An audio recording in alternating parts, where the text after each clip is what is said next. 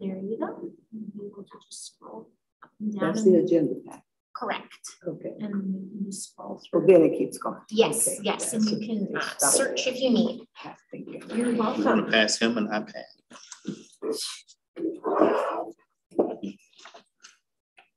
I'm sure he knows how to work it. With his eyes closed. Ready to begin record?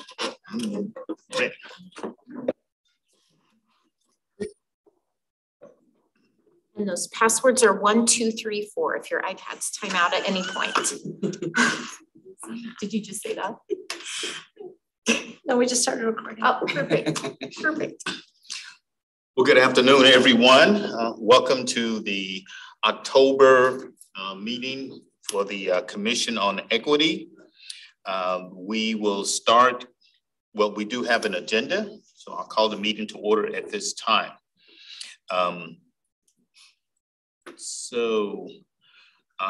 We'll start by, I will accept a motion to accept the agenda, previous meeting minutes, and other consent items.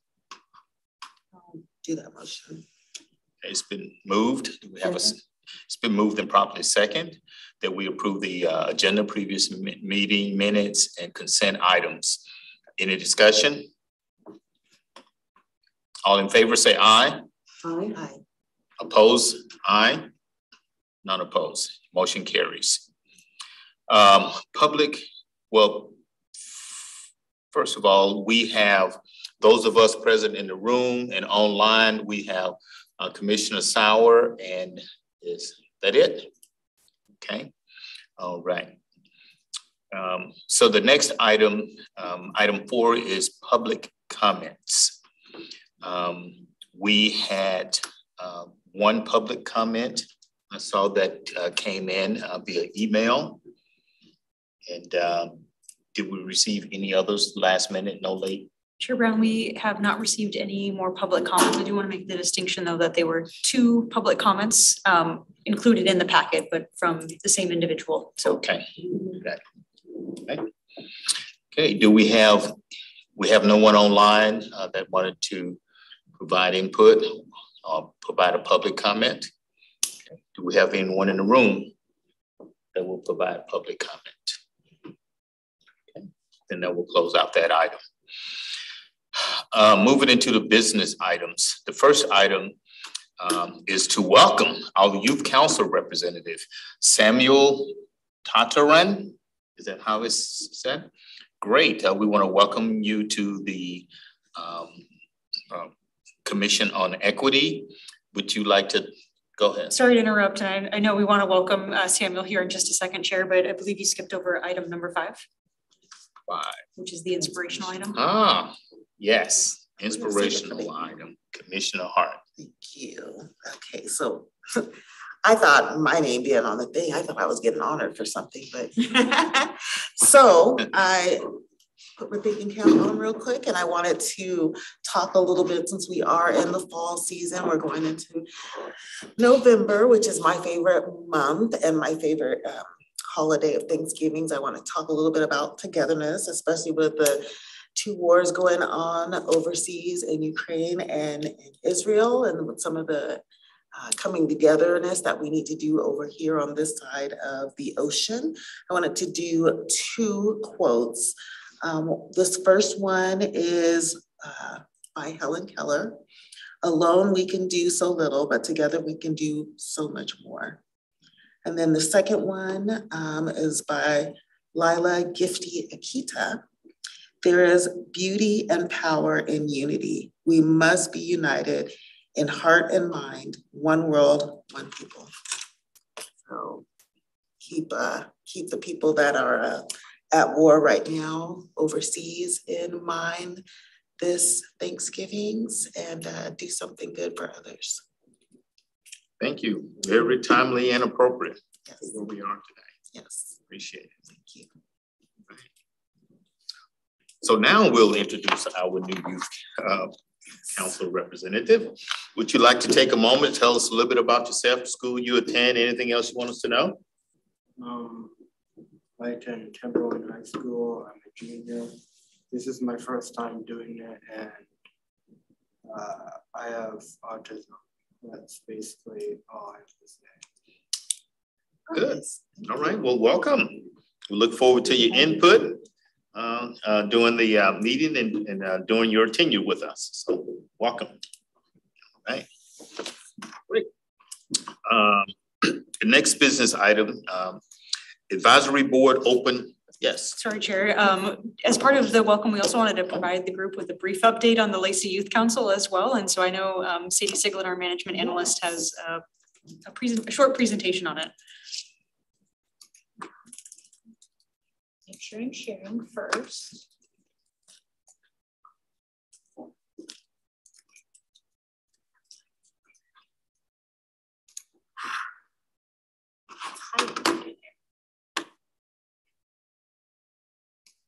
You go ahead and talk, Sadie, and I'll Thank make you. it go. I'm Sadie Siglin. I'm the management analyst in the city manager's office, and I also serve as the city's staff representative for the Lacey Youth Council. So tonight I wanted to be here to introduce Samuel as this term's youth representative for the Commission on Equity, and then give a brief update on the happenings with the Lacey Youth Council this year. So effective September 21st, the Lacey City Council appointed this year's 2023-2024 Lacey Youth Council. We have 9 youth council members this year, and of that, 4 are returning members from previous years. So we have a really great mix of students who can help share their experiences with some new youth council members. Youth council members are again from North Thurston public and private schools. This year we have 3 elected positions, a youth mayor, a youth deputy mayor, and a youth clerk. And we have 4 advisory board representatives, 1 here on the Commission on Equity, another on the Historical Commission.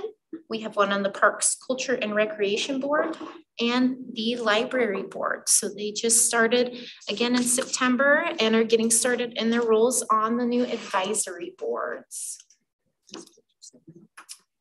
The Youth Council this year has already got to work. We started this year by asking last year's Youth Council members to leave some feedback for the next year's group and things that they thought they should really focus on as a youth council.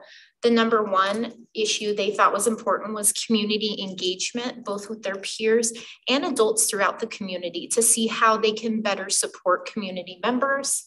The second being equity. The third, public safety. They also felt accessibility, city-sponsored and community activities, environment and sustainability, and economic opportunities were all really important things for this year's Youth Council to cover.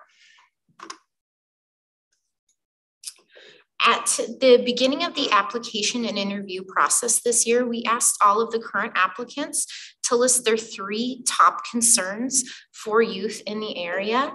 And from that, you can see this chart of all of the things our youth council members have brought to the youth council as concerns, and 5 primary groups with concerns around health, concerns around equity, concerns for their environment in the community, their safety, and concerns that they have at school. And one thing during our first work session that the youth council members really noticed about this is a lot of these issues overlap and kind of intertwine. So some safety issues you may happen at school or in your community. And I thought that was a really powerful kind of trend that they noticed, that these things all impact one another in different ways.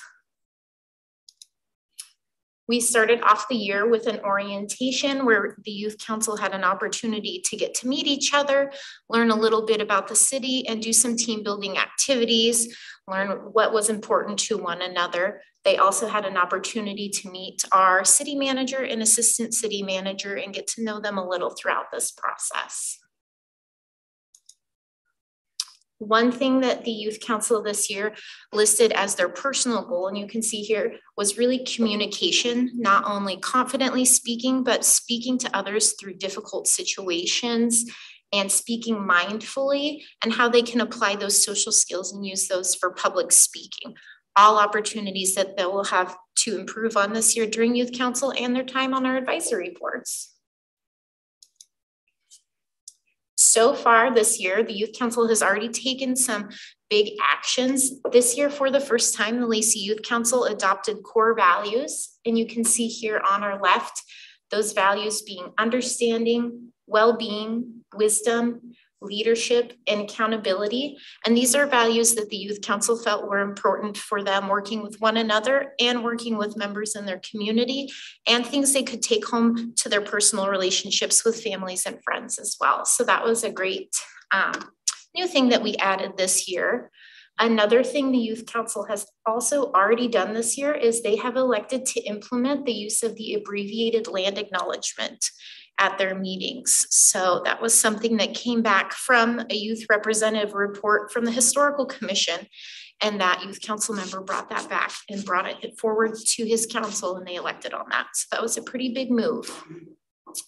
One more notable thing the Youth Council has already done this year is added in the use of a social media page to spread what they're doing, engage interest not only from their peers, but adults in the community. And they intend to use that as a tool for interaction and opportunity to hear from their peers what they can bring back to the Youth Council and the City Council in their reports. Last week, the Lacey Youth Council did their first introductions to the Lacey City Council. Once a month, the Youth Council will go up and present to the Lacey City Council on things that are happening in their community and at their schools that they feel is important to share with the city. So last week when they did that, they gave brief introductions to themselves, where they go, their role in the council, and what they're looking forward to this year with those reports.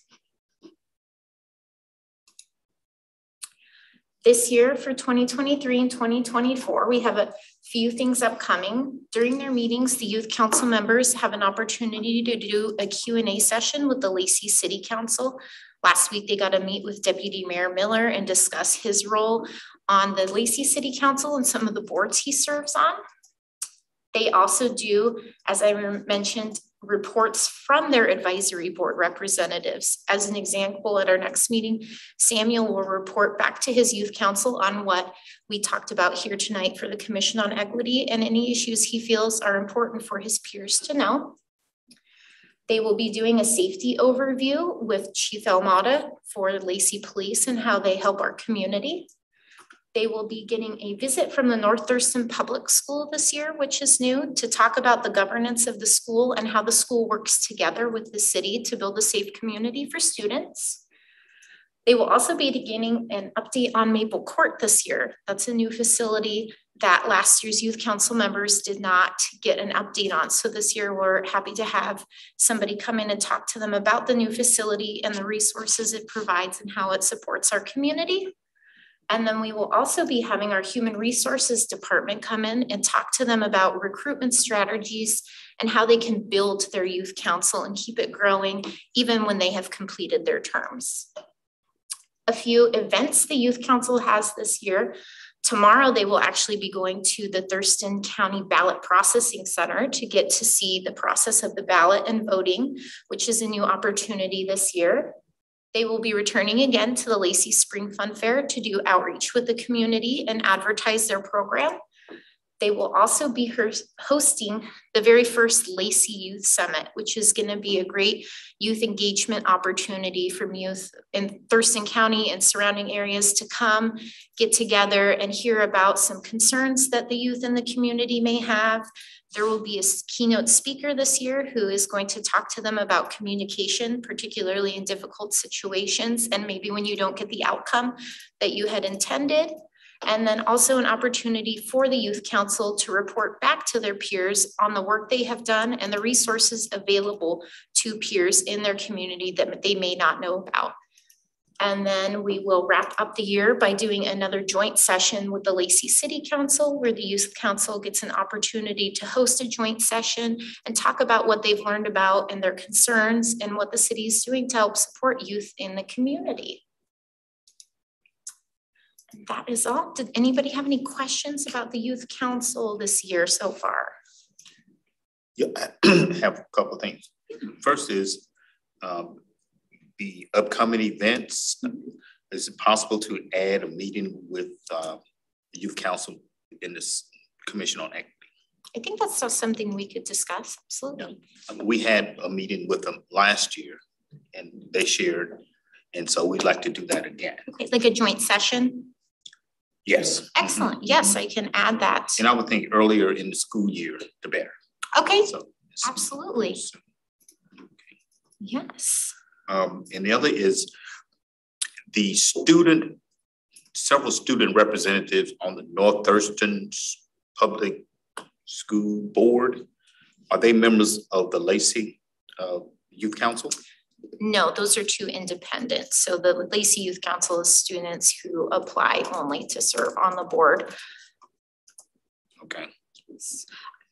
Something that Sadie mentioned with the youth summit is we're going to be looking for engagement for, you know, beyond just youth council. We're going to be looking for engagement with students who are in, you know, other advisory boards for other organizations, other North Thurston Public School District students, and then even beyond that. So that'll certainly be something we're looking to increase engagement with.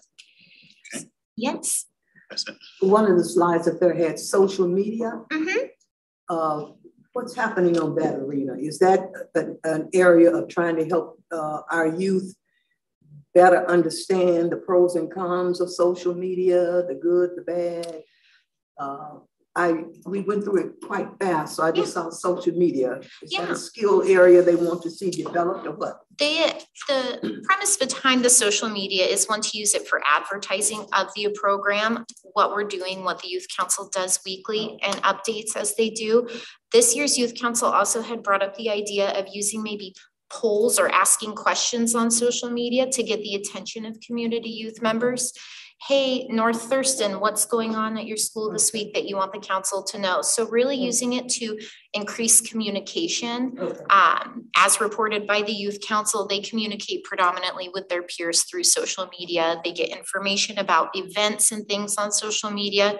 So they felt very strongly that that would be a powerful tool for them to be able to use to advertise and collect information from. The social media account is handled by city staff. So Youth Council has input as to what they would be posting on it, what they would like to see on it, but that is still administratively handled internally by city staff at this time. So it's really a communication and data collection tool for them to test out this year and kind of get the word out about what they're doing. A communication mechanism. Exactly. Then on the Lacey Youth Summit, is there a date set for that yet? We are anticipating doing that March 16th, which is a Saturday at the SPSCC Lacey campus here up the road.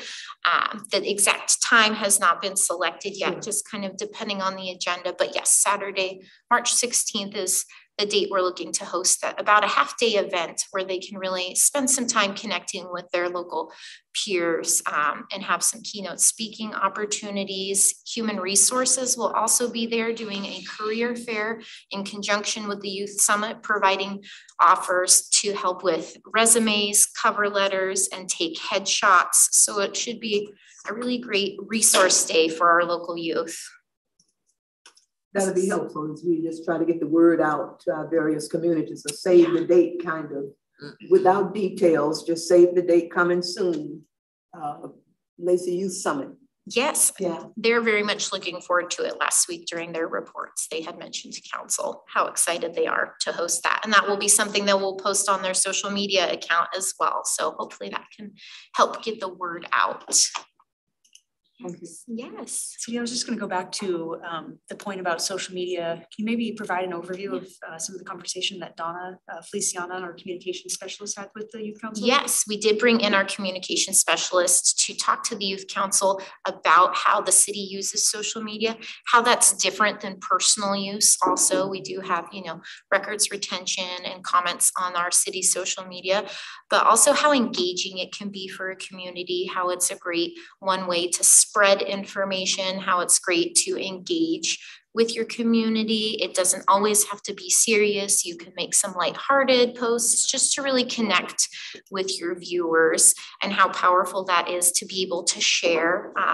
One feature on Instagram specifically is that you could see a post and choose to share it on your own personal social media, which really grows the reach of the information. So she came in and talked to them about how they could really grow their presence online and spread information, and also just have a connection with their community that they may not have during those hours that they're currently in school and things like that. And then kind of going over appropriate use of social media for the city and what ability they do and don't have to hide comments, have comments available and things like that. So that was a conversation they very much enjoyed, social media at the Youth Council. Yeah, one thing with the social media piece, we have events in Lacey, the big events. And from observation, we've suffered from a lack of youth participation. So the use of social media, if there's a way we can focus in on really sharing information on those events, the importance of having youth participate, you know, get some ideas of what they would expect and any ideas they would have for the event to make it better, you know, would be, I think, very helpful. Because I know, you know, the event we have in March, April, what's the first event? It was on the slide. Spring Fun Fair? Spring Fun Yes. Fair, you know, Juneteenth, you know, Yeah. we just really, you know, we're liking with youth participation, use of social media, hopefully will increase that.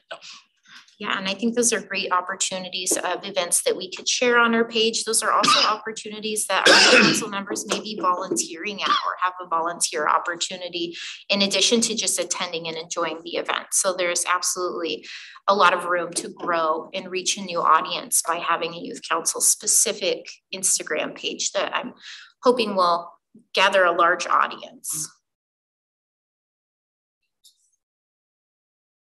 Anyone else? Commissioner Sauer, you have anything? Any questions, comments?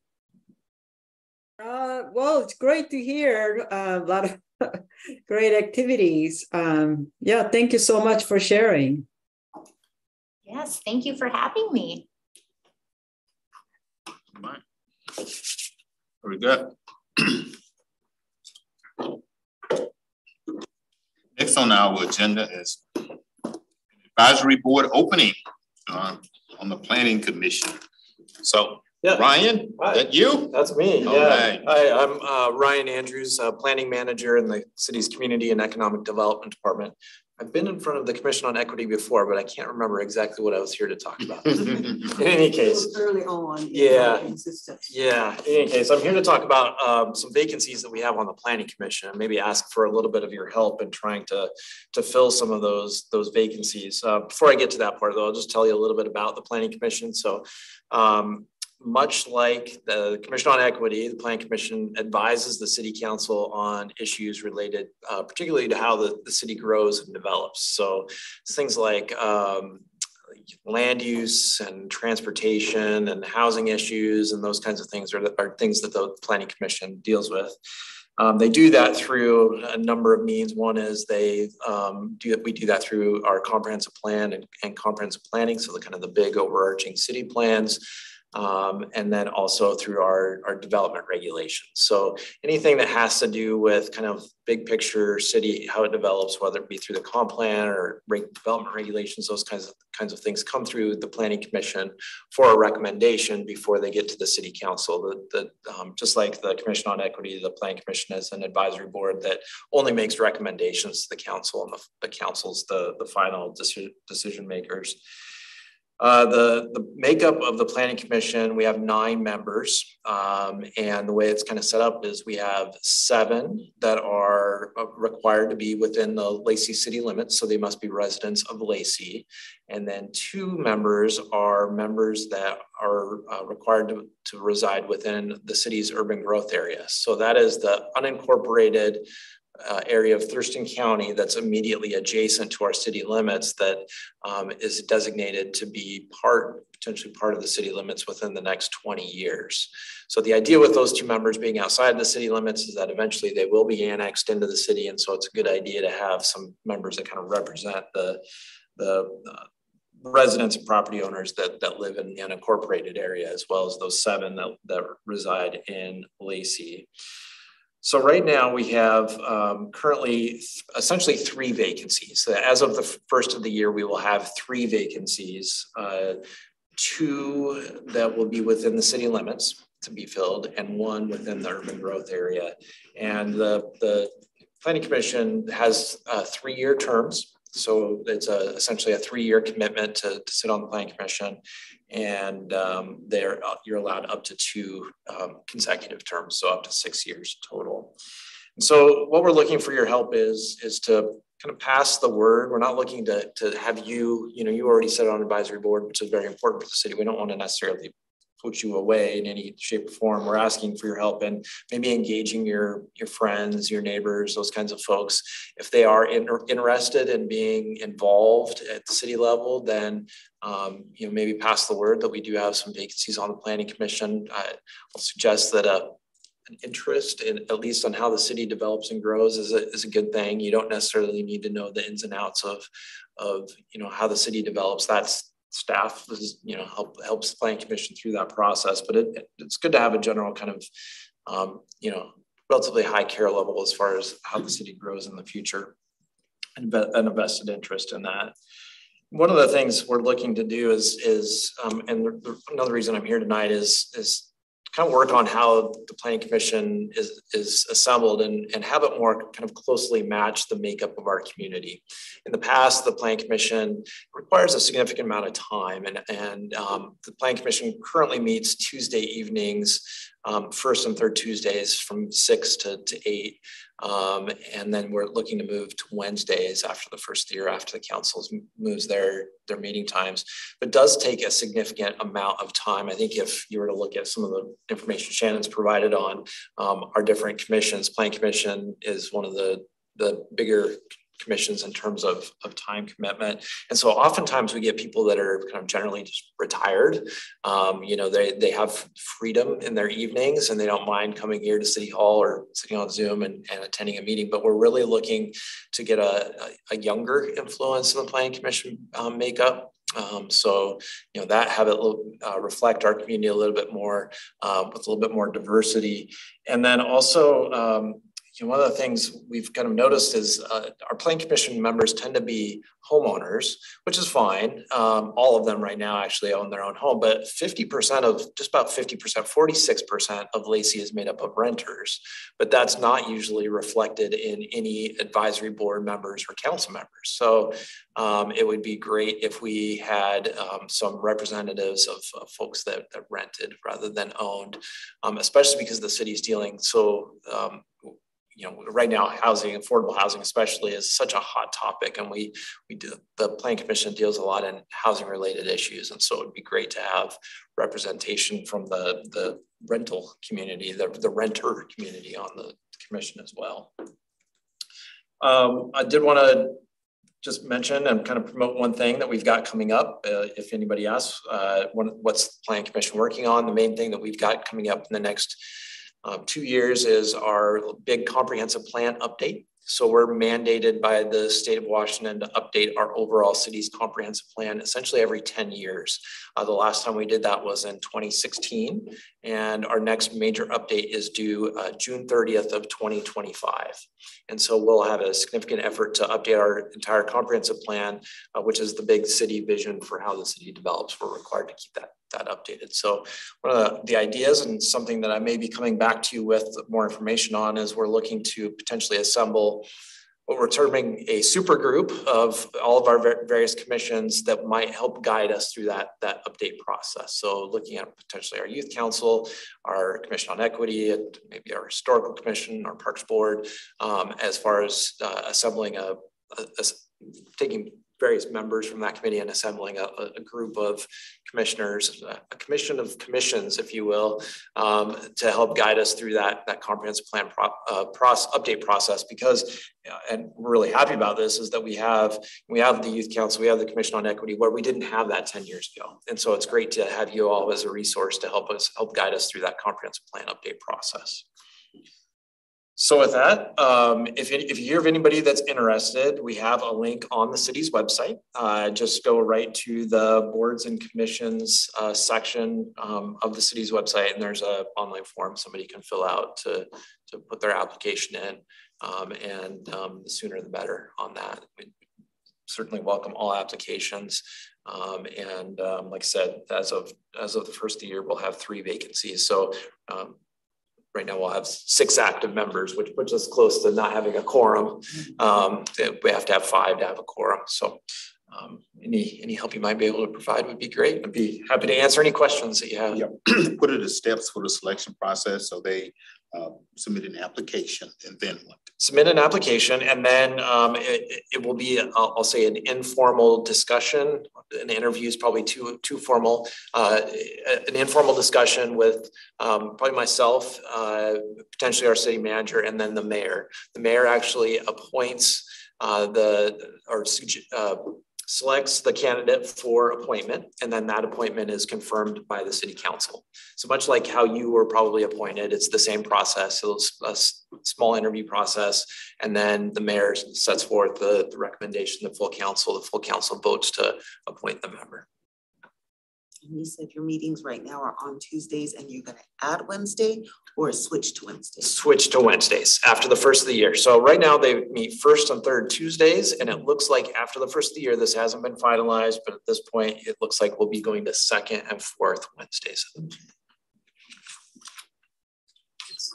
The information that you profile, 9 members, 7 within the city, 3 two UGA members. Yeah. Yep. Do you have that in a sheet, or is that what's on your website? I know that you said the application is on the website, but as we were out there hunting for folk and can simplify and share on a one-sheeter what you just shared with us.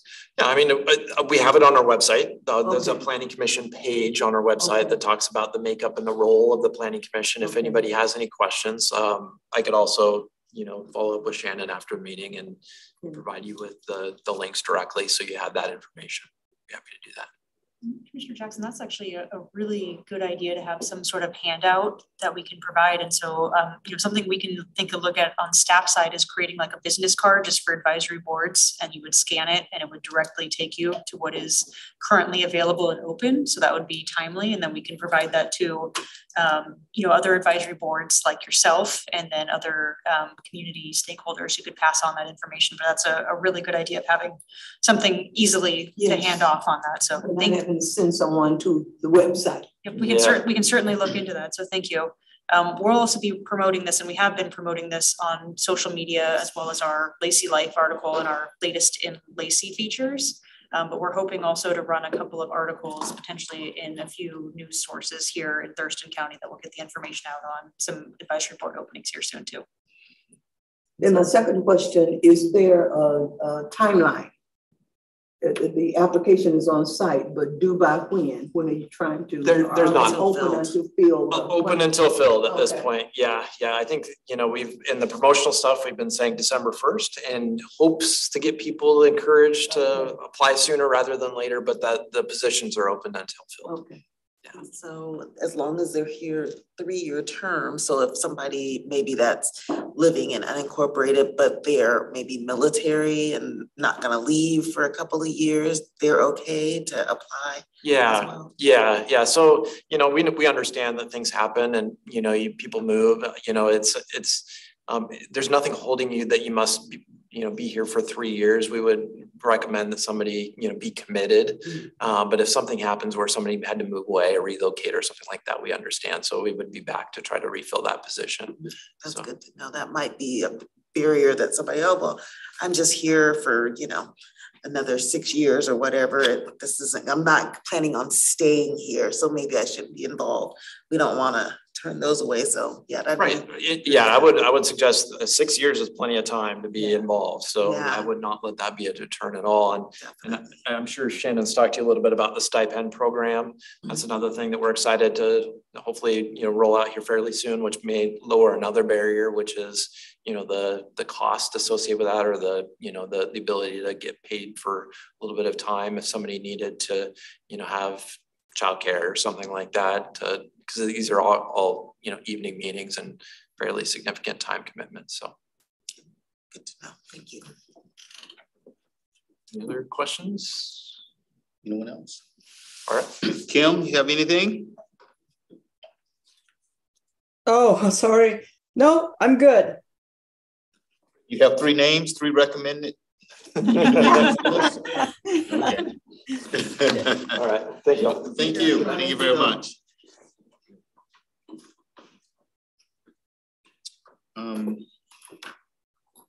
We're down to commissioner reports.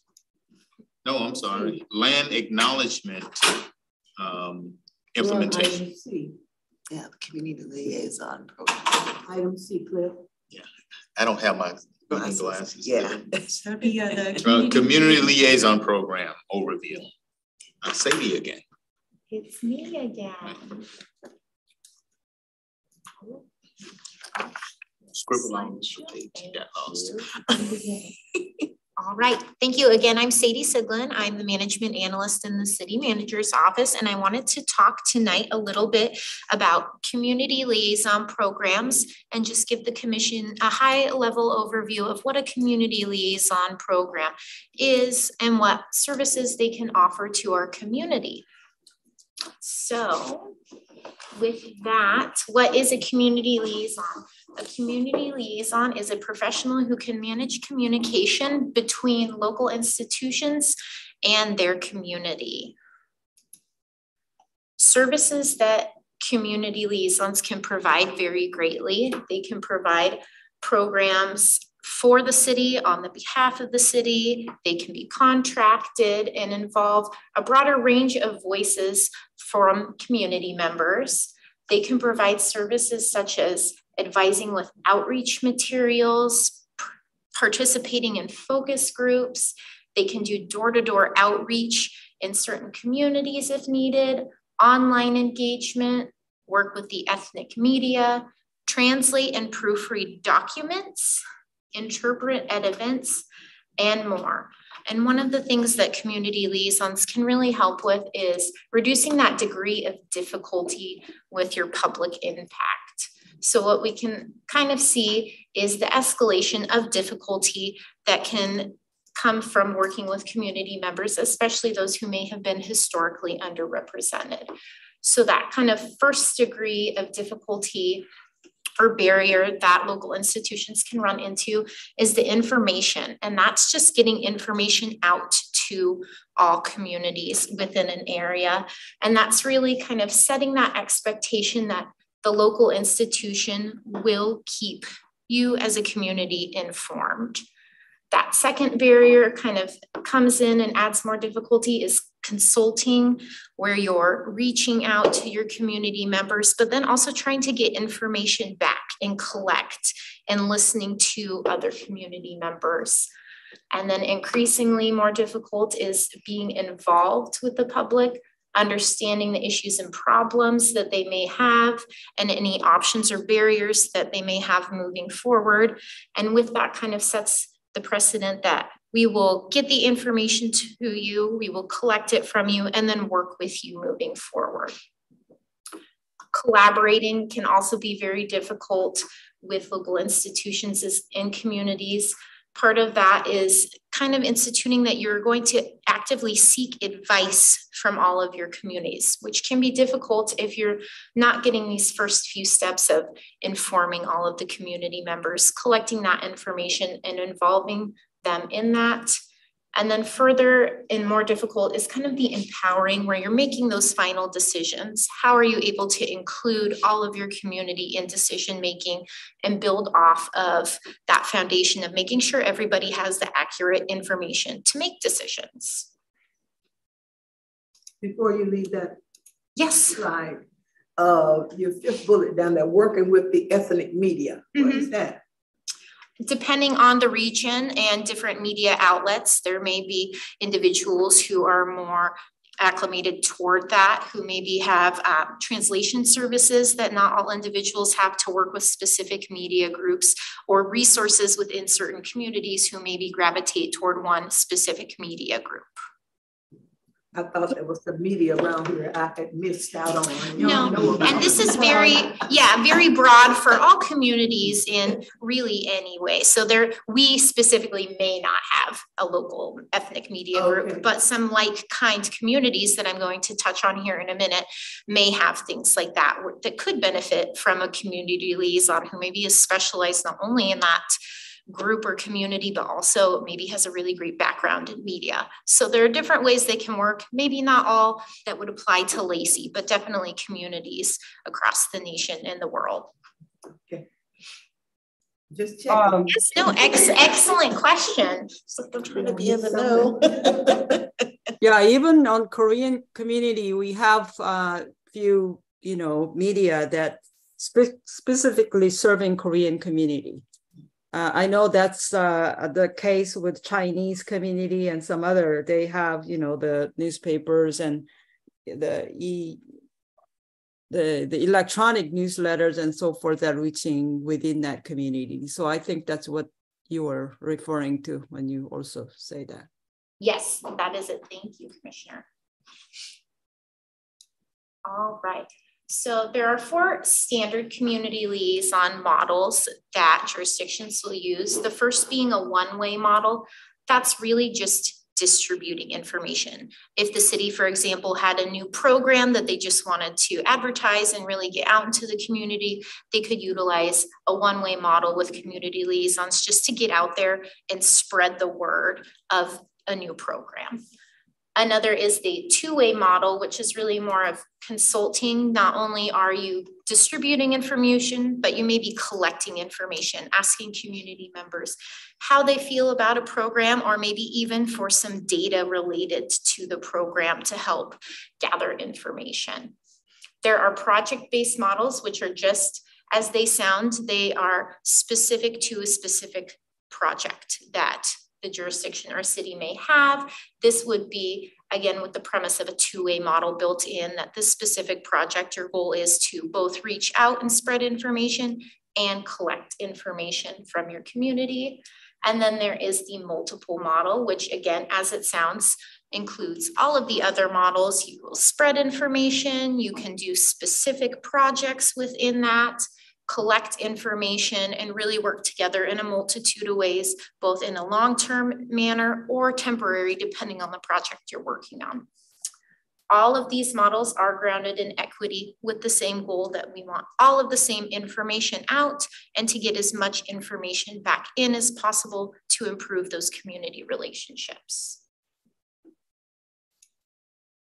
So I found in my research a few communities who do like-kind programs.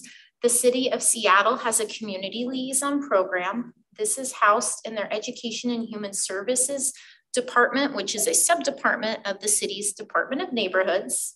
And what they do is they hire independent contractors to serve as community liaisons. Seattle has a goal to have 120 community liaisons within their community. Currently, they're operating with 65. Some things that Seattle's community liaisons have done. First, in their first 2 years, they reached 2,000 people speaking over 16 different languages. And of that, 60% of those individuals had never interacted with city government before. Another thing they have done is partnered with the city and the city departments to help them work on their internal initiatives and projects that they were sending out into the community. They have developed specialized engagement for underserved business communities. They have a team of liaisons that is specifically devoted to the Seattle Public Utilities District, from anything from setting up water to help with your bill if you had any utility issues. They also, in Seattle, assist with the comprehensive plans and updates at the city, and have worked specifically on a tenant improvement project for the city, really reaching out to tenants of all demographics to bring back some more information. Another city that has community liaisons is the city of Renton. They have what is now called the Mayor's Inclusion Task Force that was founded in 2015. This is housed in the executive department at the city of Renton. And they set this network of community leaders out to represent different communities throughout the city. The city of Renton currently has 30 liaison members. In Renton, they all serve as volunteers without compensation. So a slightly different model than Seattle. Volunteers in Renton serve 2-year staggered terms. Some of the successes that the Mayor's Inclusion Task Force has had includes co-sponsoring the annual Renton Multicultural Festival. In 2020, City of Renton also established a Commission on Equity. The community liaisons work with the city emergency management team on emergency preparedness throughout all of its communities. They partner with the Human Resources Department at the city to help with employment barriers, provide language translation services, and present inclusion workshop sessions for the community. So another great example of help that a community liaison can provide. One of the larger community liaison programs I found currently in the United States is in Boulder, Colorado, and it is called the Community Connectors Program. This is in the city manager's office of Boulder, Colorado, and the Community Connectors Program has a goal to do both project-based and continual work with historically underrepresented communities. Although they have multiple project groups within the Community Connector Program, they all have the same goals to help the city co-design engagement opportunities with community members, create culturally relevant online, print, and any video content. So kind of going back to maybe potential ethnic media opportunities. They assist with city master plans, excuse the typo. They also in Boulder have a unique setup where they have the ability to help community members apply for jobs, which as we've discussed with other applications can be very barrier driven. And they also help with the emergency response team at the city. The community connectors in general are paid a stipend of $22 per hour. They have some limitations on the numbers of hours and the time of year they work on, so predominantly December through April, but this can vary based on the different sub-program they may be a part of. So the other programs like Renton, those were volunteers then? They didn't Renton, yes, all of the members of Renton operate on a volunteer basis. The city of Seattle hires their community connectors through a third party. So they are contracted. Oh. And those contracts vary depending on the individual from what I could see. So sorry about one of the things that they were doing was a language translation service or something like that I saw. So yes. That's a like technical job.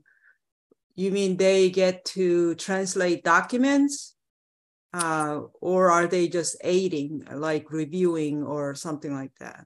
You know, they had advertised that they can translate documents and provided services to translate during events.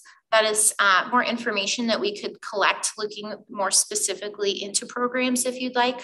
But each city advertises what they have available a little differently. Seattle specifically did have translation of both written and in person as needed. Okay, thank you. You're welcome. Any other questions? Here is a quick overview of some of those sub-programs that Boulder offers with their Community Connectors program. As I mentioned, it's not just one singular effort. They have efforts across their community. They do a Connectors in Residence. Those we'll touch on a little more, kind of go on and do continuous reaching out to the community, not so much as a project-based program. They have a comprehensive flood and stormwater master plan update. And you can see over here to the right that each program does have a different number of connectors committed to it. And those kind of also fall into those specified timeframes, the way Boulder has their program set up. They have community connectors aiding in the Parks Recreation Master Plan update, recovery equity connectors, emergency response connectors, and a sub-community planning work group with 2 connectors. So you can really see how much they're using them in Boulder and what different ways they can be providing and adding service to the city. One I thought I would specifically highlight is, again, those connectors and residents. And the goal they're trying to do is really elevate the experience that historically underrepresented community members may have had in the past. How can they bridge those gaps, and what kind of resources can they bring to their community? These groups do their stipend based on a 4-hour work week estimated for their time commitment. They currently have been working on a racial equity instrument where they provide review, feedback, and a case study for various aspects in their community. They are part of a barriers to boards and commissions participation testimony that they give to their city council. I believe it was annually. And then they also hold a CU System Social Justice Summit. And last year at the summit session, they had noted that 19,000 participants provided feedback on improvements for future events, which is a pretty large number. 1900. Excuse me, yes, 1900. 19,000 would have been even bigger. 1900, thank you, participants. Again, though, a very large number of feedback to use in future events.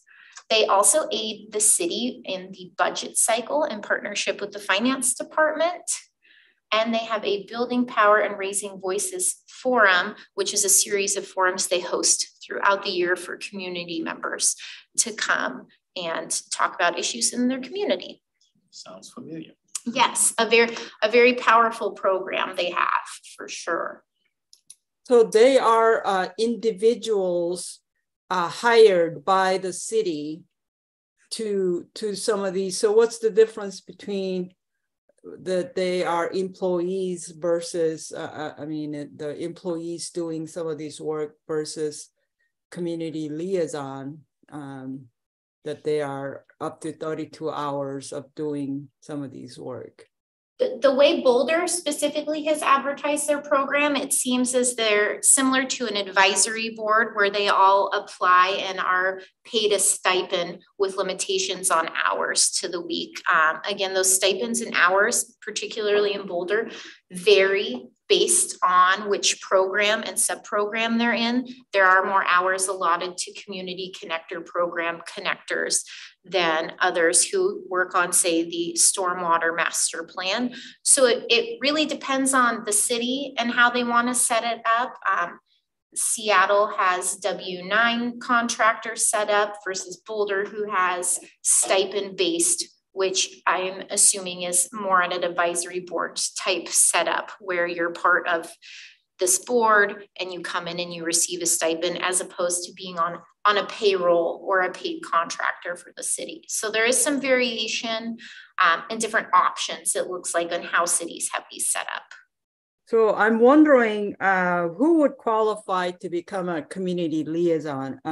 Are they like recommended by community organizations or are they applying an HR, just like any other employment, they're just selecting the best qualified candidate? How do you become one? I'm just curious. That has varied program to program from what I have seen. I know Seattle's model has applications open during certain times of the year that did appear to be routed through their human resources department. Other cities did not have that information as readily available, but that is something that we could look into. I imagine it just depends on the city's needs and specifically what the needs of your liaisons are.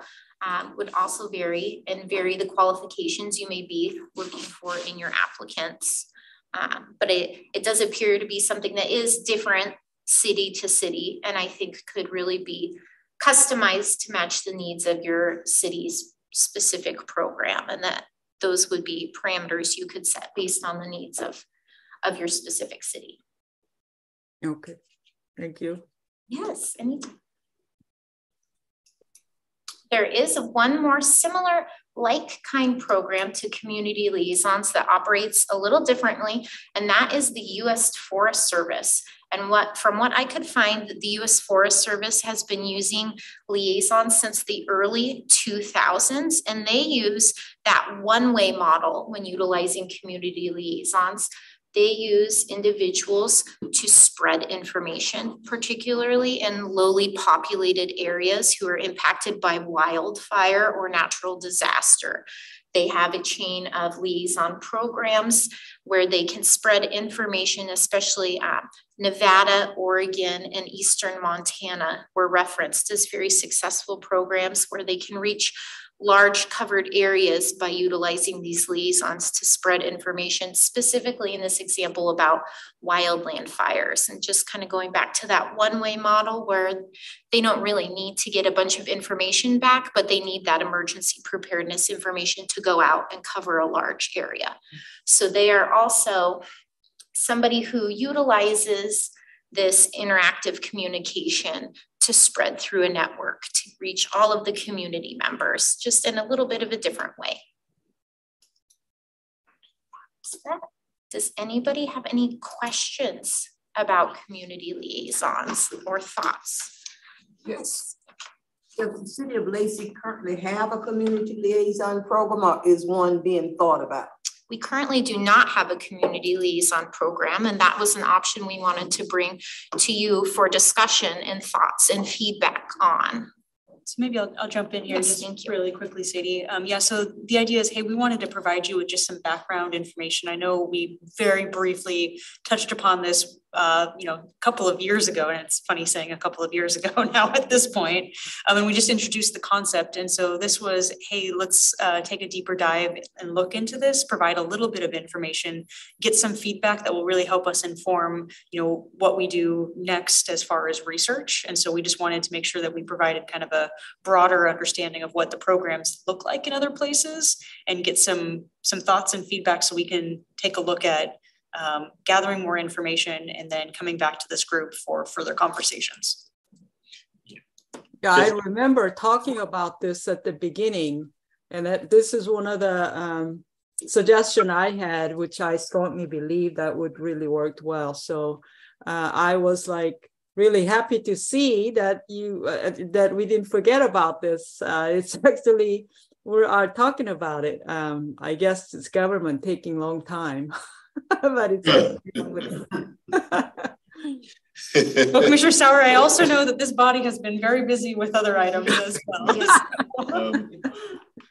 It's a couple things. One, the smallest city that you showed an example of was renting 104,000, and we're what, a little less than half of that?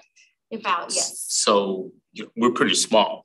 And so if we were to look at going forward, I think we had to be very specific as to which areas we want to say initially start with, and then look at if we can grow from there. I don't see us sustaining 7 or 8 or 9, areas. If we're going to look at some equity stuff, or look at, ethnic communications arena, maybe 1 or 2 others to start where we can really, get in and do some concrete things, along those lines versus trying to start with 8 in such a small city.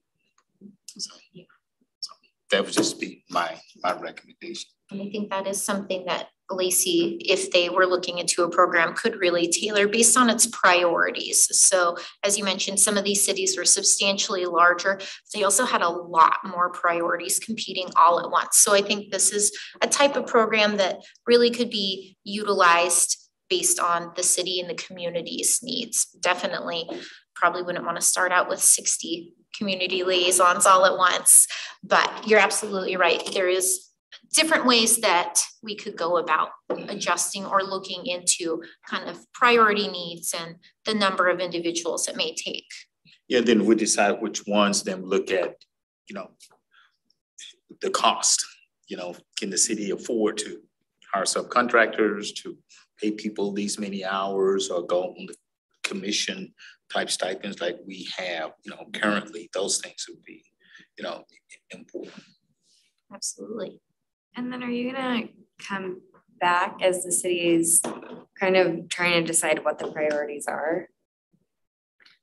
Or how are you guys gonna deal with your plan? No, and Commissioner Silver, I think that's a really, good question. And I think, again, for the purpose of tonight, we just wanted to provide background and get some general feedback. And then with the idea that we'd go back, take a look at, interview some of the jurisdictions that Sadie just mentioned and maybe some others that we find, learn a little bit more about their programs, and then come back with a recommendation for this group to kind of walk through, talk through, and then we'll continue to refine. And so I think your questions, both of your points are really good points of how are we going to start this. And for right now, we're starting ground level right here. We don't have a policy for you all to review tonight. It is more of like, hey, we're looking at this. We recognize that we, are going to have to think about scale. What does that look like? We're going to have to think about, the fiscal impact. What is that going to look like? We're going to have to think about the practice of bringing on community liaison. What would that potentially look like? Programs, et cetera. But we wanted to make sure that we got some general kind of feedback before we started to do our deep dive. So we had a kind of good set of directions for some questions to be asking and looking for. Yeah, my mind just kind of goes directly to, what is the need, and how is the city gonna decide what the need is? Because without that, it's hard for us to, I don't have a whole lot other than that's what we need more information. Yeah. We could speculate, like I can speculate a whole bunch of stuff, but is that really going to be relevant to the area? Because of course I'm in unincorporated, so I don't think that would be a part of any of it. So it would just literally be the smaller city individuals, City of Lacey individuals that we'd be looking at. But you're encompassing a lot of military people that come and go, as well as people that are here.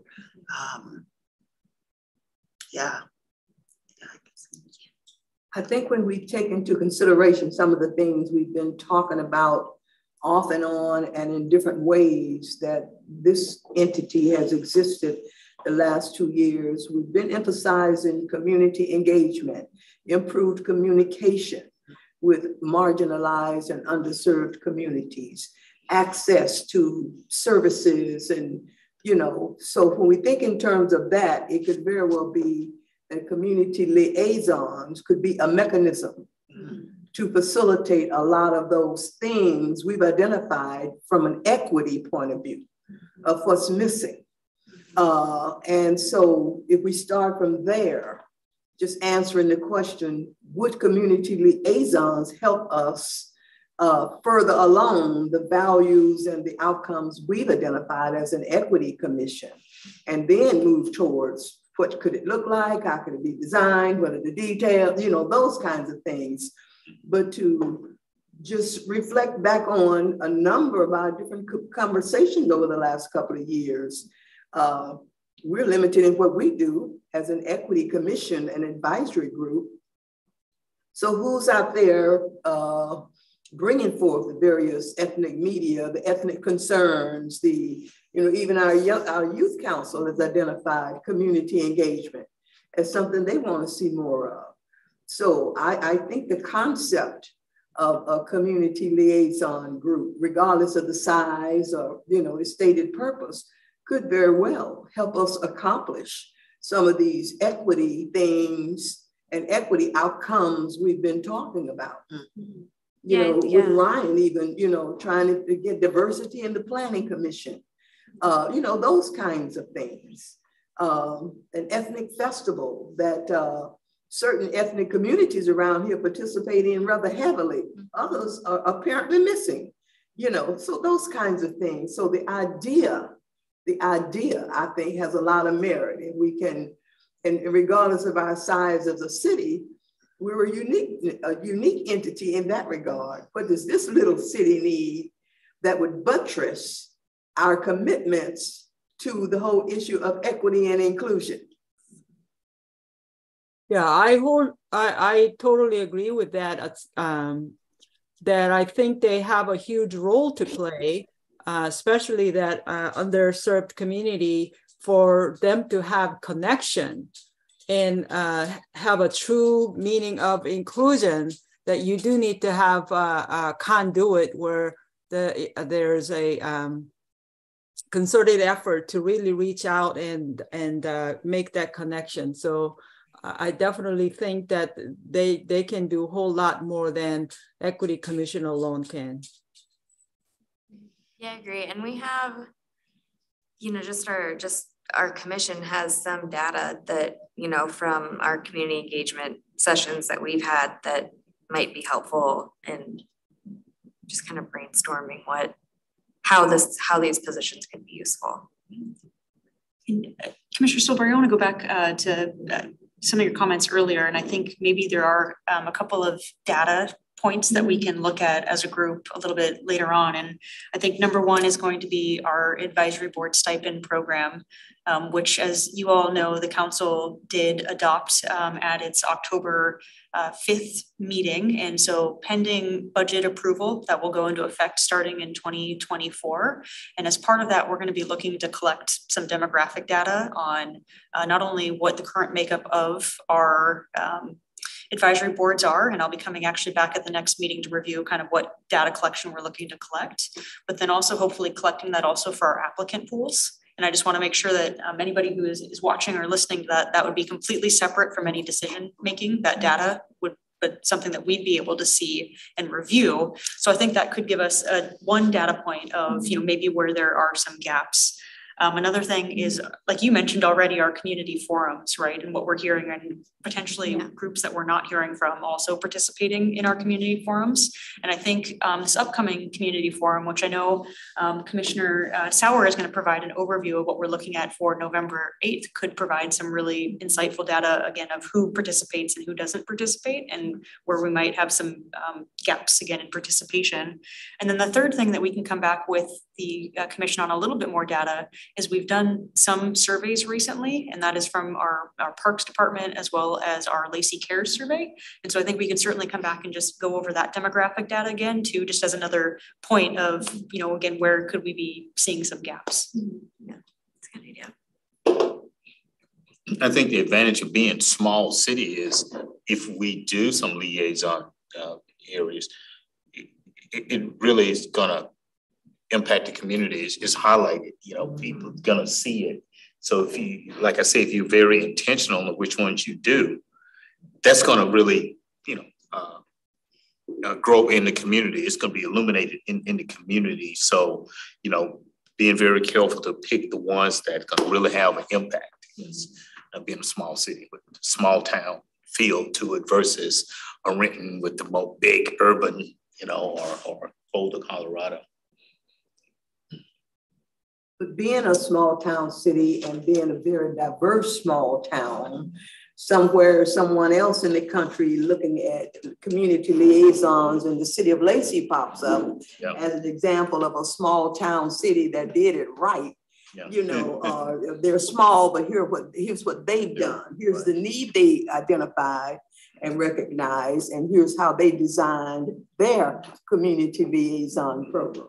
Yeah, and I think we, you know, unbeknowingly develop the information we need to really kind of decide which areas we want to look at by having those forums and gathering that information and all. We've, you know, unintentionally gathered information that has us set to as we look forward. Cliff, that was not unintentional. It wasn't. That was deliberate.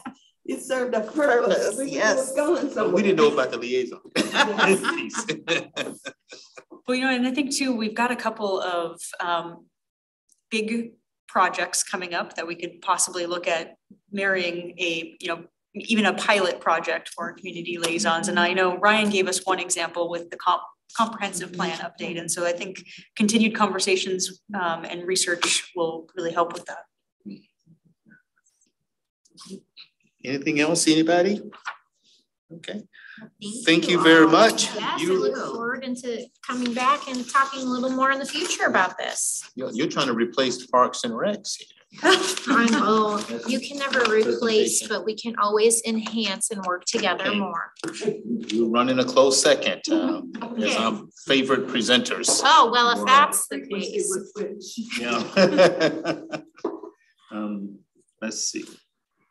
So I think we're on D, Yes. land acknowledgement implementation. Shannon.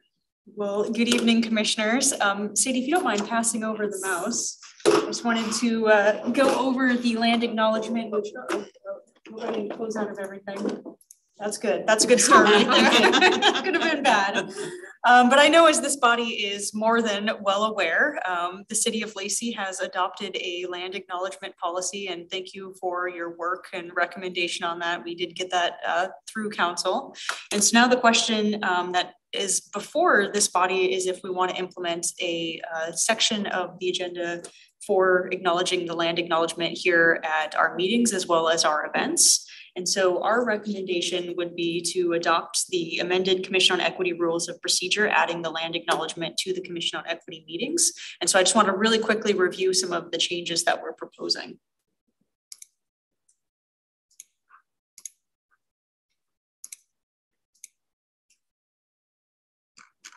So this was included as a part of the packet.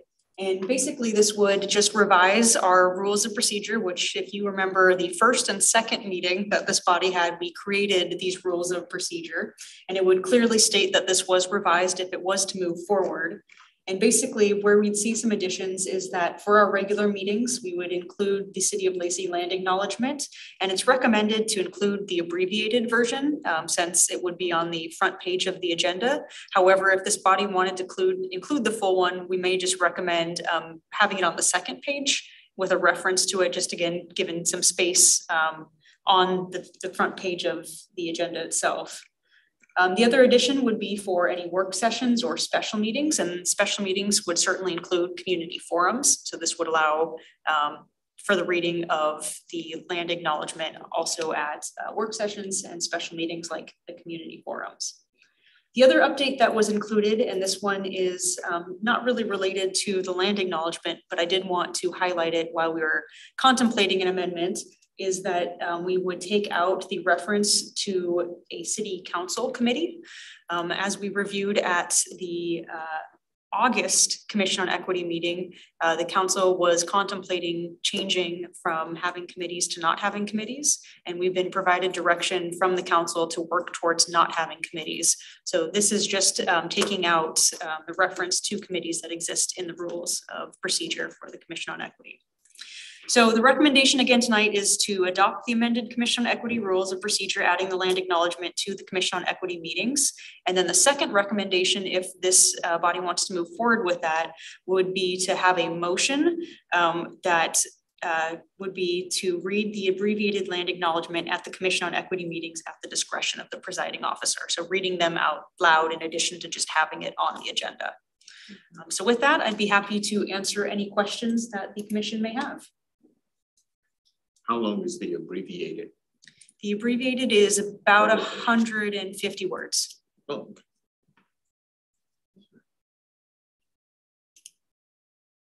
Comments? So we'll need to do a motion, then we'll have comments and have discussion. So I'll entertain a motion to adopt the inclusion of the land acknowledgement at our regular meeting. Someone move. If I could just maybe clarify the motion, Chair, is to amend the Commission on Equity Rules of Procedure, adding the land acknowledgement to the Commission on Equity meetings, so it goes beyond just regular meetings. Okay. Someone move? Well, we need someone to move. Sure, I'll move it. Move? Yeah. We need a second. Second. Okay, it's been moved and properly second that we amend our rules to include the land acknowledgement. Do you have a comment? Meetings. Yeah. So discussion, comments. My comment is, being that we are an entity of the city, and the city has adopted a statement that we've had an opportunity to input on, and we worked on it quite a bit. I don't see the need for us to repeat that at every one of our meetings. We're under the umbrella of the city. One of the comments I made somewhere, I forget where it was. How much meaning is there behind this land acknowledgement. I think we're on record as an equity commission in total support of the land acknowledgement. I know I am, but I'm saying at the beginning of every meeting, would that be necessary given that we've embraced it, technically embraced it? But isn't that the whole policy is about, that we acknowledge each time? And it doesn't have to be lengthy. I guess there's a full and shorter version. Maybe the abbreviated one at the meetings, and you know, with just us. And then if we're like at a forum, we can do the whole shebang. Or if it's something like at the gala they did it, that's a really big statement. I think maybe the abbreviated one at these meetings. Well, it says at the discretion of the chair. So I guess the discussion today is, do we do it at every meeting, or we do it quarterly at meetings and at forums, or when is it appropriate, or when should we do it? And Chair, maybe if I could just add a little bit. So the motion that's on the floor right now would just be to adopt the amended rules of policy and procedure, which would just place it on the agenda as a section. And then following that would be could be a discussion on whether or not this body wants to read it at every meeting. So just for a point of clarification. So one would add it to your agendas as an item where it would clearly be written on the agenda. And then the other one would be whether or not and at potentially what frequency you'd like to read it out loud at the discretion of the presiding officer. Great. So I think we should dispose of this motion and then allow, I would say, 5 minutes for discussion on recommendations. We won't have to make a final decision tonight, but discuss what regularity would we actually read it. Okay? Yeah. All right. So all in favor of the motion, say aye. Aye. Aye. All opposed? Okay, the ayes have it. The motion carries. So just for clarification, Chair Brown, your vote was? To add it to the agenda. Yeah. That was the motion. Yeah, to add it to the agenda. Okay, so if it's okay with you, Shannon, what I'd like to do is just take 3 to 5 minutes to get some input on recommendations as to frequency. I think quarterly would be good as the seasons change. Anyone else? Meet once a month, so.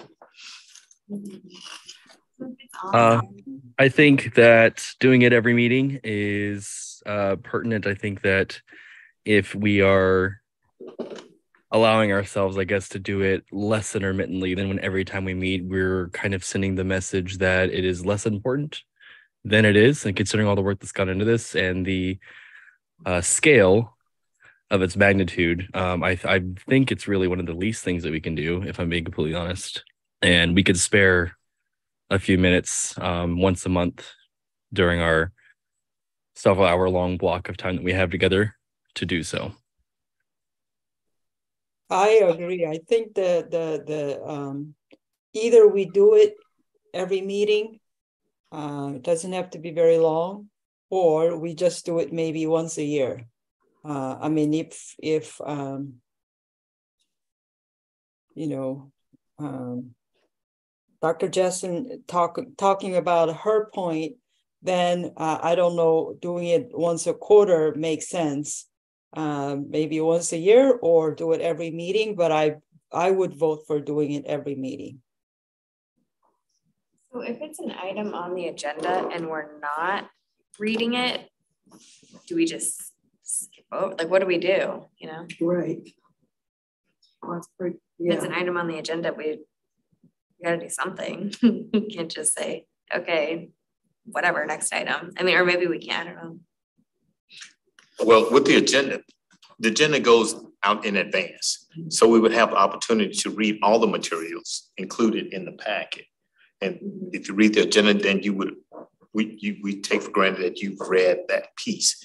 That's just one way of looking at it. The other way would be, to set aside 2 minutes, allow people to read it, or to physically read it out loud. Yeah, I'm just thinking like, So those are 3 options. not that this happens to us very often, but if we have, members of the public sitting in on our meetings and they haven't read the packet beforehand and we have this agenda that's up and they see land acknowledgement and we just kind of gloss over it, they might be like, what is that? Why is that there? Like, how does that? Yeah, I don't know. Yeah, I agree with Christina. If it's going to be printed on the agenda, then that infers that it's going to be acknowledged on the agenda as the first order of business. Otherwise, every meeting, you take the 2 minutes explaining why, you're just moving on without. Right, yeah. That's odd, that's awkward.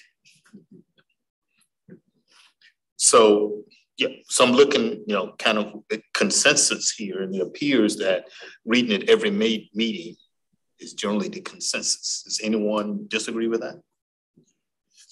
I do. Okay, and your recommendation would be? Pardon me? Do you have a recommendation except just that? Well, I stated my opinion on it. All right. And if it's to be read, it needs to be the abbreviated version. But, to take 90 seconds, whatever time it would take, no big deal. But if it's to be on the agenda, then that means we're going to take the time to acknowledge the abbreviated version of the land acknowledgement that's been adopted by the city and move on. Great. So it looks like the general consensus is that it'll be included in the agenda and we'll read the abbreviated version each meeting to include community meetings. So Chair, I don't mean to be the parliamentarian, but if I could get a motion on that. It seems like an administrative decision, but John, you want to make the motion?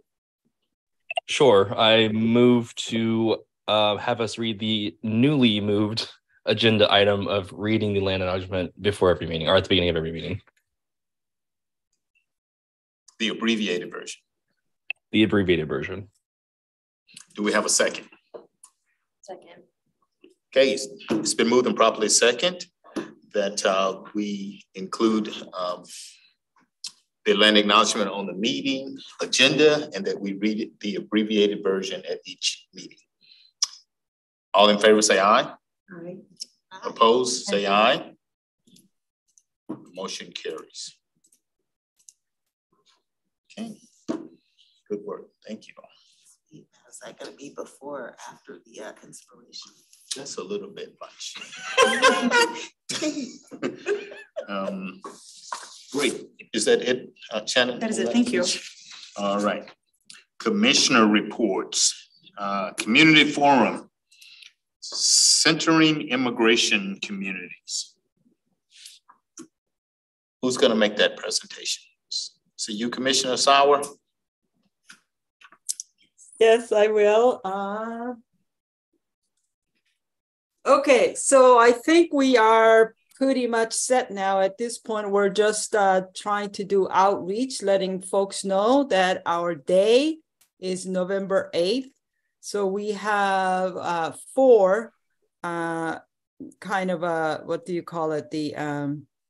The committee, and they are Commissioner Makita, myself, and then we have 2 external members who are helping us with this event, and that is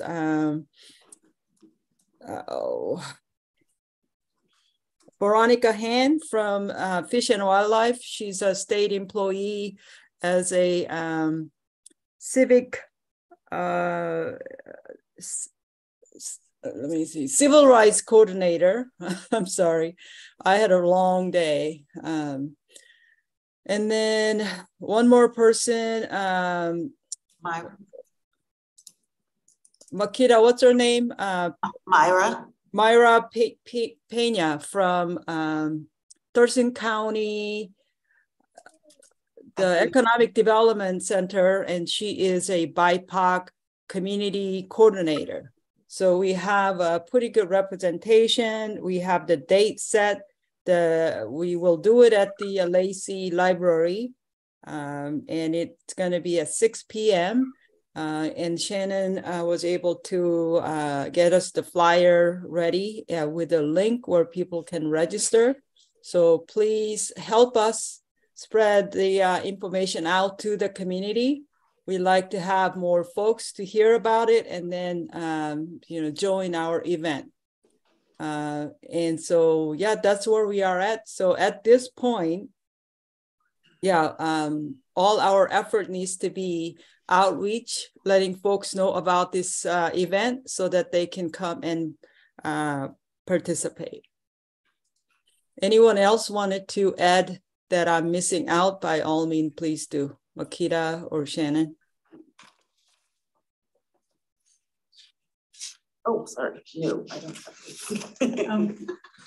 Commissioner Sauer, I would just add, I know you talked about the flyer, but one of the things that we're trying to do is make sure that people are able to communicate in their preferred language. And so we created a survey to hopefully make sure that we are bringing in interpreters for that purpose. And so I guess one thing I would just really recommend as you're handing out these flyers is if we can get people to fill out the survey so we just kind of get a good understanding of what we should be looking for, again, as interpretation services, that would be greatly appreciated. And is that what this is saying here? Correct, yep, and that's all of the translations as well on that page, point people to take that survey. So I also like to talk about this format may be a little bit different than what we did in the past. Mainly because we may have a different language spoken because we're representing different, ethnic communities. So we are thinking about having a small tables, right? That sets folks sitting in the table where they will have an interpreter, and then each one of us as an equity commissioner may be sitting in those tables as like a, I don't know, table captain or table facilitator. And so that'll help us ask questions, have discussion, and then those, the spokesperson for that table will report out for the entire group. Are we using the same questions that we've used at the other? We actually made a slight revision of those questions. I don't know if those questions are available, Shannon, but we did make some changes. We thought, we wanted to remove some duplication and also reflect a little more about immigrant experience. So there are slight changes in our questions. Commissioners, I'll send out the adjusted questions, and I think it probably would be worth coming back as a to and discussing just general questions at a later date. But I'll send these ones out, and we're hoping to also have those translated as well and available at the tables. Yeah, so on the day, I believe that we decided to meet early. So commissioners, please arrive, was it 30 minutes before, so that we can have a table orientation, how we need your help, obviously, facilitating the table. So we will be having that kind of direction for you. So if you can please come by 5:30, otherwise we'll have to meet some other time. Instead of that, we thought we will meet you a little early, and then we can give you the instruction how we want to lead that group discussions. Can you educate me and tell me what are these 5 languages? You can, I don't know. I'd be happy to jump in there, commissioners. Spanish is the first. So we've got Spanish, Vietnamese, simplified Chinese, Korean, and Tagalog. Yep. Thank you. Okay, got it. And what? Tagalog. Tagalog.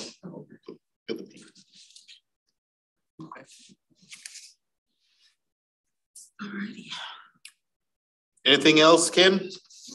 Yep, just want to reiterate that we really need your help spreading these information out so people can participate. And then if you can please come a little early by 5:30 on November 8th. We need your help. So we're gonna talk to you about how to facilitate that table discussion. We'll make you an acting community liaison to get this information out and get it to the ethnic communications channels. Yes. Good job. Any questions for Commissioner Sauer? I have one.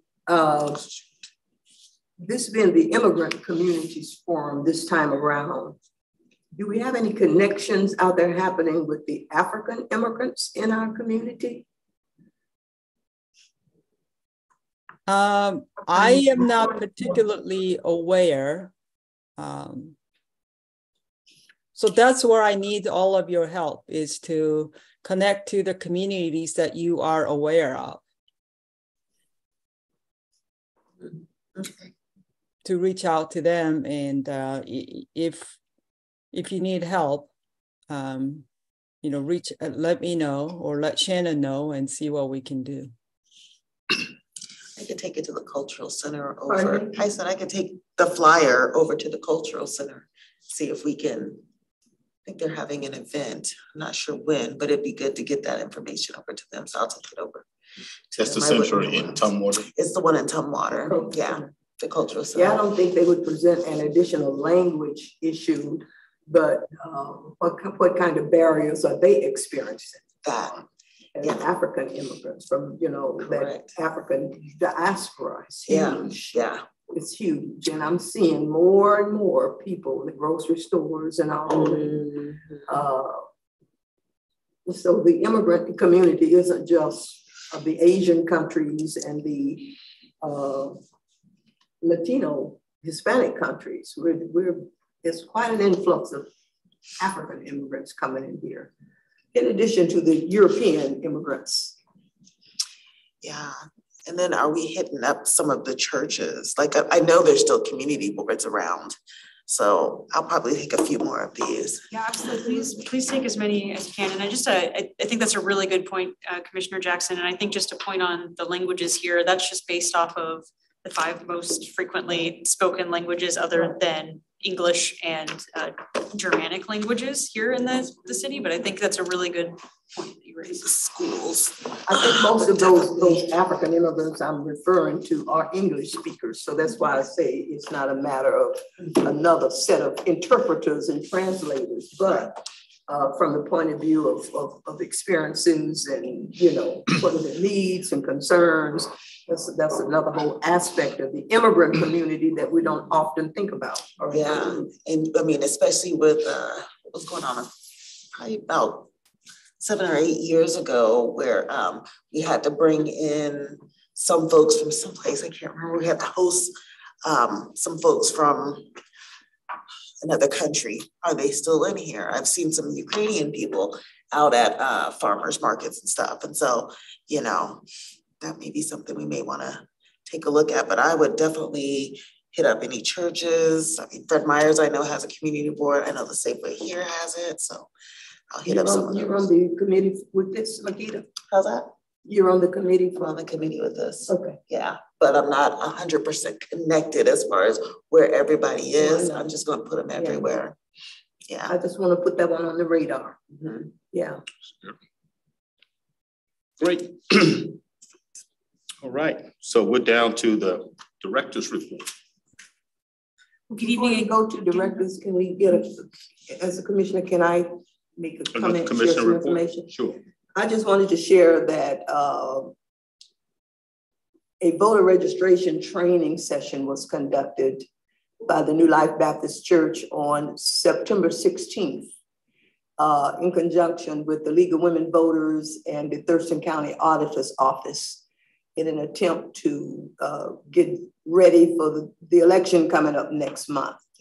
And we had 27 people show up on a Saturday that sat through that training and, you know, became facilitators. How did they answer the questions? You know, who's geared up for to learn the whole process. So we brought in the experts who do this all the time. It was held in the fellowship hall there of the church, and it was for the entire community, and we had great turnout. So we've been registering people the whole month of October. Not very many coming forward. They all say they're registered, but when you say, you know, have you changed addresses? Is your name the same? You know, did you vote in the last 2 federal elections cycle? No, you need to get registered, kind of thing. And people are just walking around here not, you know, realizing that you aren't going to get a mail-in ballot if the Thurston County Auditor does not have the correct information on you, you know. So it's been an informative educational process that the church, through its community engagement ministry, is really going after. How many young folks did they have come through? Because I needed to drag my young one there. There were a few, and they were the league was able to explain that even if you aren't 18 yet, they had a program where they can pre-register you. So when you do turn 18, you're already registered, and they shared with you the program they take into the schools to help the high schoolers understand that you know, they don't have to be 18 yet to register. So all of those programs that people didn't know as related to voter registration. So that went very well. And then we further had a candidate forum last Tuesday night, the 17th, looking at the North Thurston School Board, the Lacey City Council, the county commissioners and the port commissioners, especially the 2 additional ones that's been added to both of those by virtue of going from 3 to 5. And that was very well attended. The candidates turned out really well. And it was geared up to the racial and ethnic communities. So they got some questions they don't ordinarily get at candidate forums of interest to people of color and other marginalized people. So that went extremely well, with a lot of interest shown by the candidates that they would really like an opportunity and a way to have contact with racial groups in the community. Because one candidate said that of all the forums he had been to this whole election season, he hadn't seen a single person of color. You know, but they walk in that room and the room was full of people of color. So it was like, how'd y'all get here? You know, we haven't seen you anywhere else. So it makes a statement that communities of color have got to reach out and do our part, you know, to have access. We had copies of the voters pamphlets, so people understood, you know, take some, read up on these candidates, what they stand for, what are their values and what count for you. So it's a whole different kind of setting, and it really worked out really well. So I just wanted to share that had happened, at least from the point of view of Lacey out here. We didn't have City of Olympia candidates or Tumwater candidates and that kind of thing, but the focus was on City of Lacey and its surrounding growth management area kind of thing, especially with the new commissioners and the new port folk now representing all that. So just by way of information, that did take place. Then by way of an issue, not an issue, but we're going on our 3rd year as a commission. And I'd really like to see us get back on our strategic planning process. We went through, you know, months of presentations, and I think we've had presentations from every division of the city. And now it's like this plan that we present to the city council from the Equity Commission's point of view. Where are the inequities? What are we proposing as ways to begin to address some of those inequities? So going into our 3rd year, I really would like to see, and I have a selfish reason for that. This will be my 3rd year on the commission, and I want to really participate in helping to see what strategic plan comes out of this Equity Commission that goes to the city that's going to be around for quite a while as new commissioners come on board, you know. So just want to see the strategic plan, get back on our agenda for what I've lost sight of where we left off. We had Tevin, was his name Tevin? Yep. Tevin. And Tevin just disappeared on us. So where are we? Where are we? But early on, that was one of our priority things, was to develop a strategic plan to present to the city to be incorporated into the city's strategic plan. So, you know, just want to close that loop and get back along that trajectory. So that's all I have. Commissioner, I can speak a little bit to that. So we can certainly come back and circle and get back on track with the strategic plan. I do want to point out that part of it was getting some more feedback through our community forums. And we've been getting a lot of feedback, and then we'll also want to probably have, you know, some public hearings as well as we move on. But point well taken, Commissioner Jackson, and you will all see that soon. Yeah, we had a timeline. We wanted to get it before them by the end of the year. Are we still on that timeline? We'll need to slip that. It'll likely be beginning of next year, but we can certainly still try for the end of this year. But commissioners, I will say that we can have it as a business item to take a look at and revisit where we're at our next meeting. Good, thank you. Okay. Anything else from any other commissioner? Okay. All right. Director's report.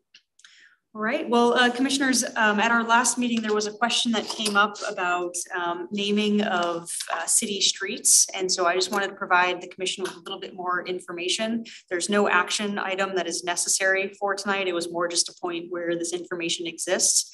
And if there are certainly follow-up questions, certainly would like to review that with the commission. But you can find a lot of policies on naming found in our city council policies and procedures manual. And so I've attached a few in tonight's agenda packet, including section 513, which is the naming of public parks, trails, parkways, and other park-related items, as well as section 514, which is the naming of historical buildings, and then section 515, which is the naming of public facilities and memorial roadways. One of the things that I wanted to point out with each of these policies is that their procedures are slightly different from each other. And so you can see, for example, the naming of public parks, trails, and parkways relies heavily on our Parks, Culture, and Recreation Board. So they are part of the review process, and then a final recommendation goes to the City Council. With the naming of historical buildings, it goes through for some feedback and recommendation through our Historical Commission. And then with the naming of public facilities and memorial roadways, it's a little bit different, where there is a application. It goes through an application process, and it has to have certain things within that application itself. And then that eventually gets reviewed by a city committee. And as I mentioned earlier in today's meeting, the city is going to be moving away from committees, so that will soon be updated. And then the final discretion is ultimately the Lacey City Council. And that is through a resolution to name a memorial roadway specifically to move forward in that process. So the purpose of tonight was not necessarily to go through all of the details of all of those processes, but just to point out where that information can be found.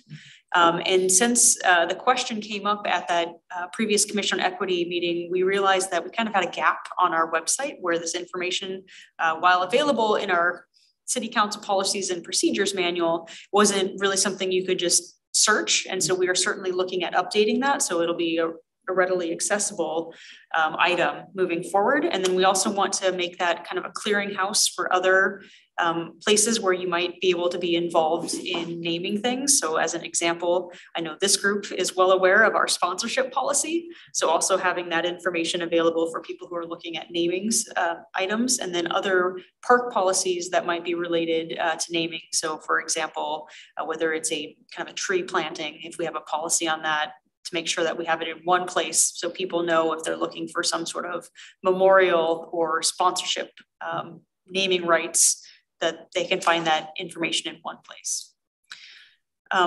With that, I'd be happy to answer any questions on these particular items, but I just wanted to make sure that I highlighted where they were and provided a little bit more information on their processes.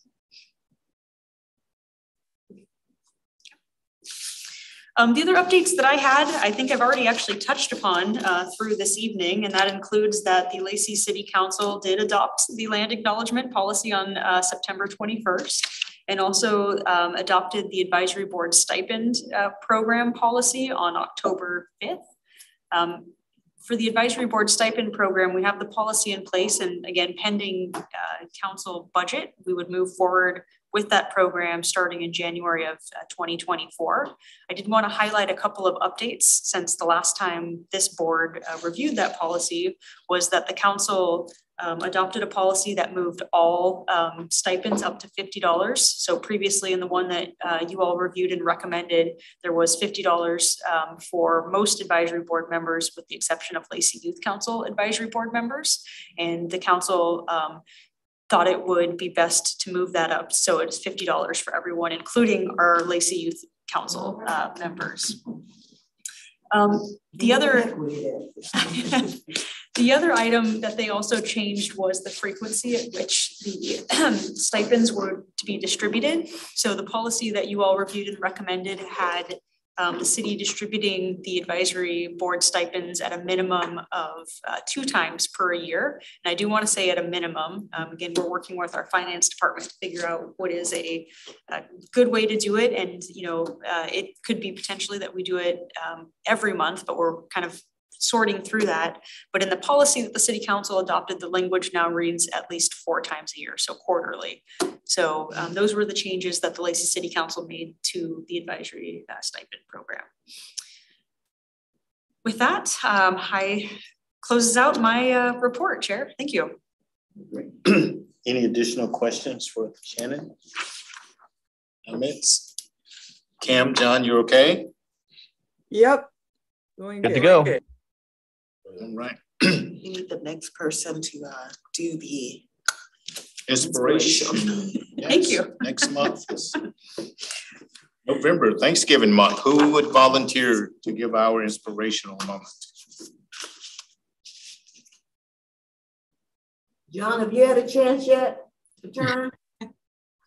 I can if no one else. Oh, John, are you volunteering? I can, yeah. I also did June Pride Month. Oh, okay. So it's a battle between you, John. Okay, so we have 2 candidates there. So we Cyber wars. Yeah. So Chair, am I hearing that 2 commissioners will be providing inspiration items for next month? No, I'll be glad to have John do it. I can take Commissioner Heswood, you're in. That's good. All right, great. If nothing else, I'll entertain a motion to adjourn the meeting. So moved. Second. Okay, it's been moved and properly seconded that we adjourn the meeting. All in favor say aye. Aye. Bye. Opposed, same sign.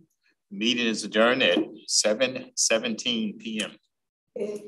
All right. See you guys November 8th, 5:30.